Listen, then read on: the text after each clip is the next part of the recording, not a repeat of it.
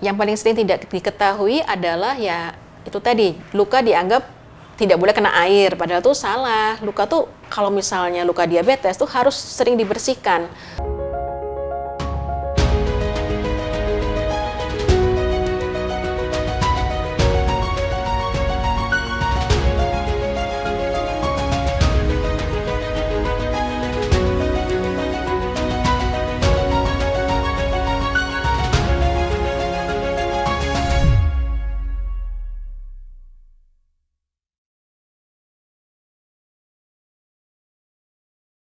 Hai sahabat Kompas.com, kembali lagi di program Sehat Yuk bersama saya Lucia Kusana. Kadar gula darah yang tinggi pada pasien penyakit diabetes dapat menyebabkan berbagai komplikasi. Salah satunya adalah luka di kaki yang sulit sembuh atau yang disebut dengan ulkus diabetikum. Luka terbuka di bagian kaki ini jika tidak dirawat dengan baik dapat menyebabkan infeksi, bahkan amputasi. Karena itu, pasien penyakit diabetes perlu mengetahui cara-cara pencegahan luka di kaki dan jika sudah terlanjur menjadi ulkus, perlu mengetahui cara perawatannya yang benar. Nah, untuk mengetahui cara-cara pencegahan luka di kaki dan juga perawatannya, simak penjelasan dua pakar kita pada hari ini.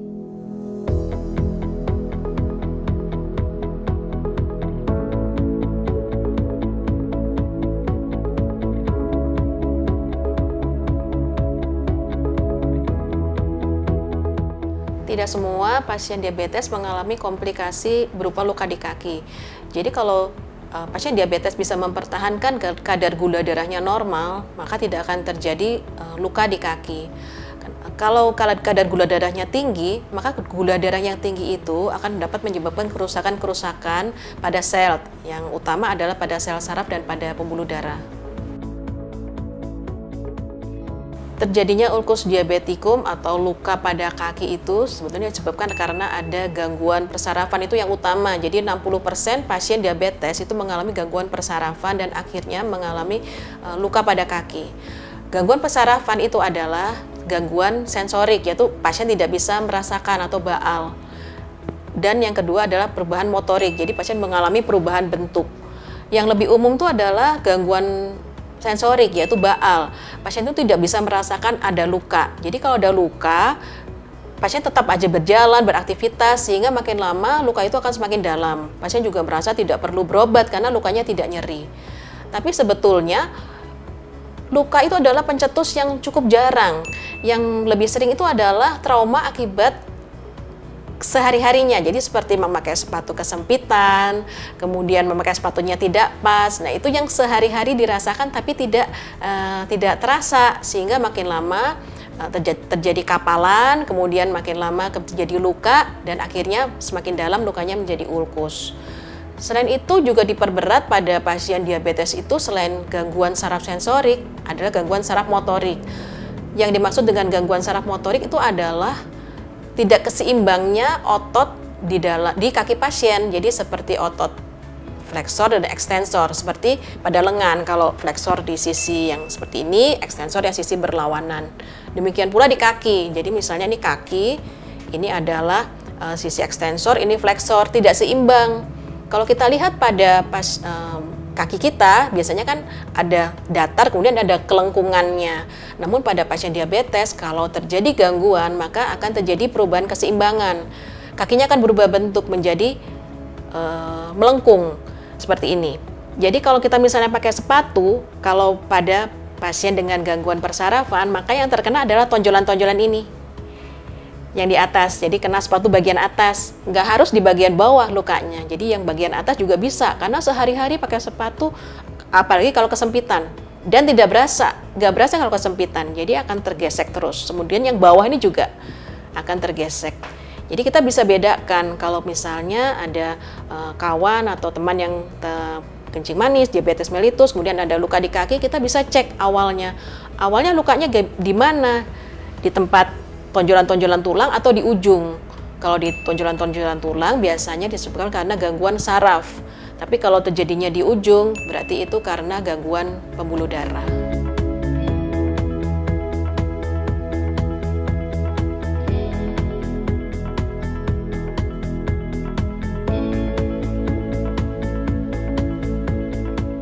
luka sulit sembuh pada penderita diabetes itu biasanya karena yang pertama kadar gula darahnya tetap tinggi.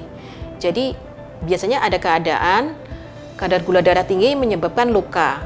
Tapi luka juga menyebabkan kadar gula darah itu susah sekali dikontrol. Jadi kalau kita mau luka sembuh, kita nggak bisa cuma fokus lukanya saja. Wah ini kita rawat lukanya, operasi segala macam tanpa melihat kadar gula darahnya itu tidak mungkin sama sekali. Jadi harus keduanya seimbang. Yang kedua adalah kebiasaan pasien. Jadi pasien tuh harus tahu, kita harus mengedukasi pasien bahwa terjadinya luka itu bukan karena suatu trauma yang hebat, tertusuk paku tuh jarang. Tapi yang paling sering adalah sehari-hari, seperti tadi pakai sepatu yang tidak tepat, kemudian kebersihan yang tidak baik, sehingga kalau pasien diabetes itu juga ada daya imun yang menurun, sehingga di sela-sela jarinya tuh sering timbul infeksi jamur, tidak dirawat sehingga lecet, dan lecet itu yang akan makin lama menyebabkan ulkus.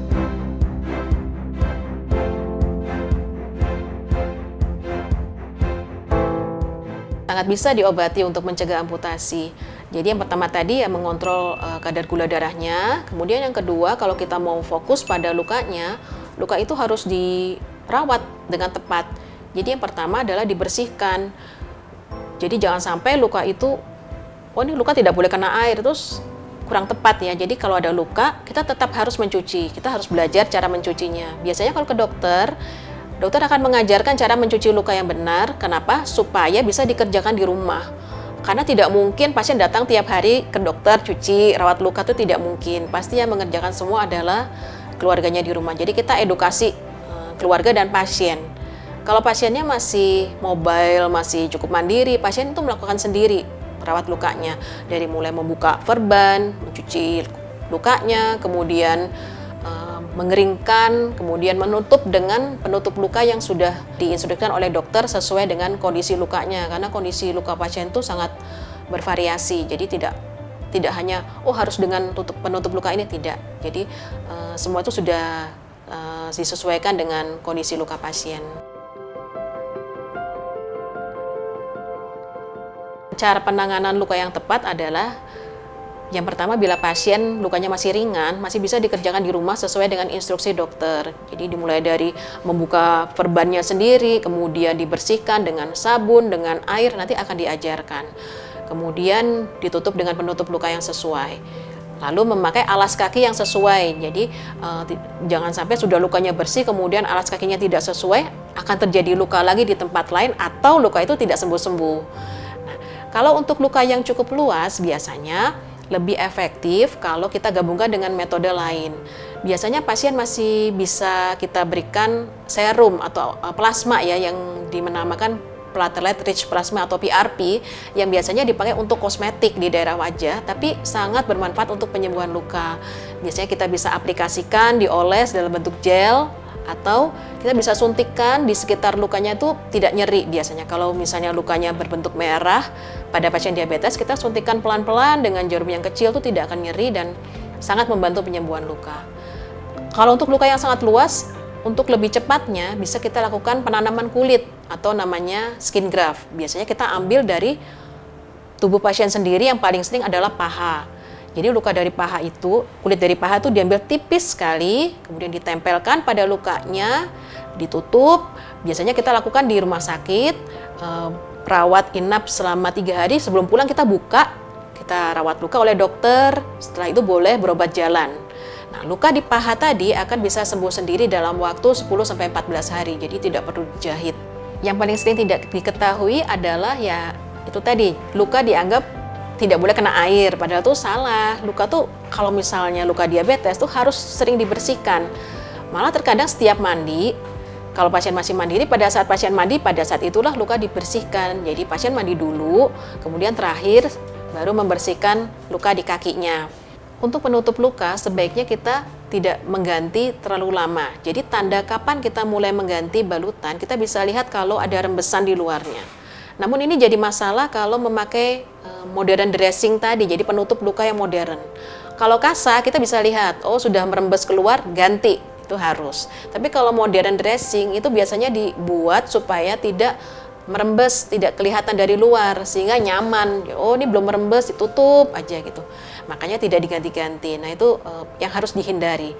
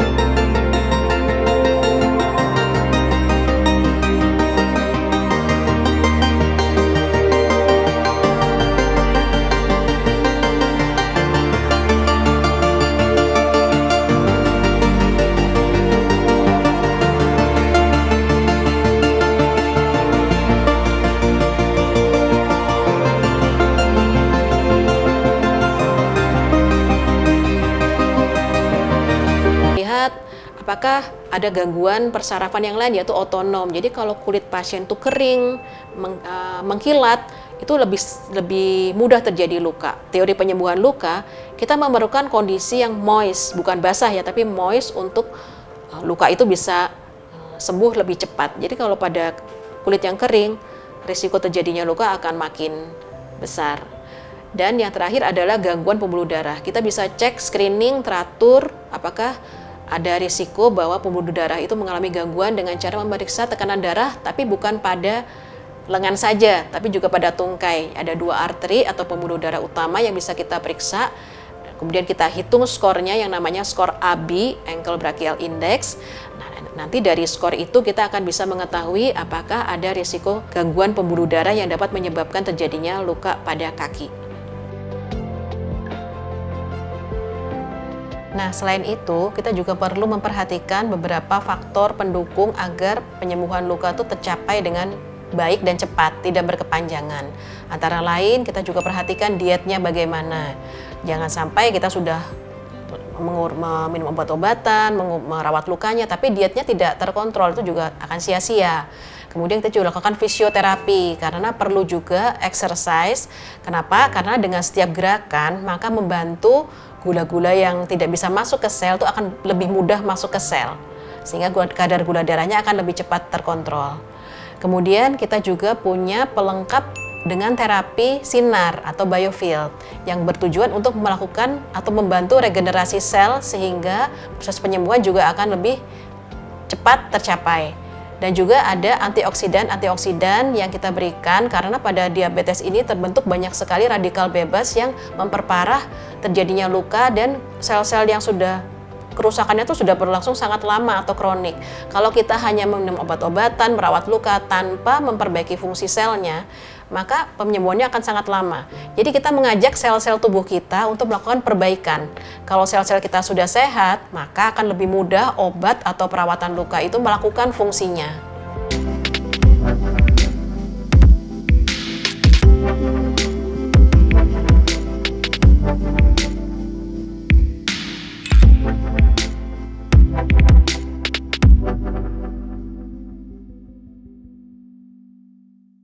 Diabetes, khususnya yang mengalami komplikasi diabetic foot ya, itu memiliki beberapa problem. Yang pertama itu dia biasanya baal ya, atau tidak bisa merasakan sensasi pada kakinya. Kemudian yang kedua juga itu adanya perubahan struktur biasanya, perubahan struktur pada area-area di kakinya. Yang ketiga juga itu resiko tinggi terjadinya luka yang tidak disadari. Nah, kemudian juga luka tersebut itu biasanya juga susah untuk disembuhkan, dan itu bisa leading to another problem lah, untuk bisa terjadinya problem-problem lain ke depannya. Nah, untuk alas kaki khusus ini diperlukan. Jadi untuk tadi ya, untuk menanggulangi bagaimana resiko terjadinya luka ini bisa berkurang. Itu. Yang kedua juga ketika memang sudah ada perubahan struktur pada kakinya, pada kaki penderita tersebut, itu bisa disupport strukturnya, jadi tidak terjadi deformitas berkelanjutan gitu. Itu sih mungkin salah satu dari manfaat dari sepatu diabetes atau alas kaki diabetes.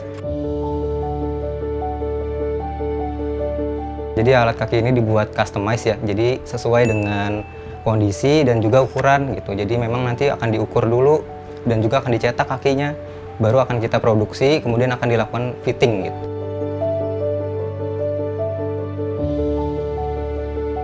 Kalau untuk pemesanannya sendiri, pertama bisa kontak WhatsApp kami dulu ya, kemudian nanti kami akan atur jadwal, kemudian nanti pasien bisa datang ke tempat kami atau kami bisa home visit ya ke rumah. Itu untuk melakukan pengecekan, pengukuran, itu nanti setelah diukur, itu biasanya prosesnya 7 hari untuk pembuatan sepatunya, kemudian akan dilakukan fitting setelah itu. Kalau semua sudah sesuai, itu bisa langsung dipakai, atau kalau masih ada yang kurang-kurang, itu bisa fitting kedua, fitting ketiga gitu.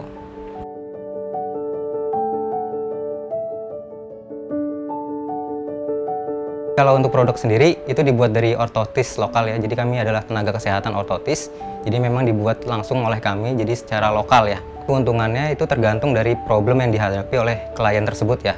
Contohnya mungkin klien yang sudah mengalami perubahan struktur kaki, itu sepatu ini bisa banget cocok untuk mensupport struktur kaki tadi ya, untuk mencegah deformitas berkelanjutan gitu. Kemudian misalkan mereka itu ada resiko tinggi terjadinya luka, nah kita tuh bisa offload atau menghindari tekanan pada area-area tertentu.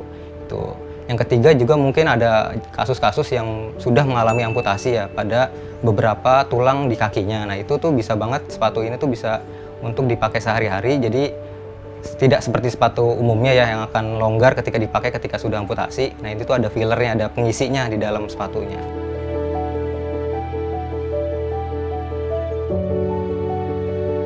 Limcare sendiri itu adalah nama merek sebenarnya. Jadi kami melayani berbagai jenis alat ortotis ya ataupun prostetik gitu. Jadi salah satu alatnya itu adalah sepatu diabetes ini.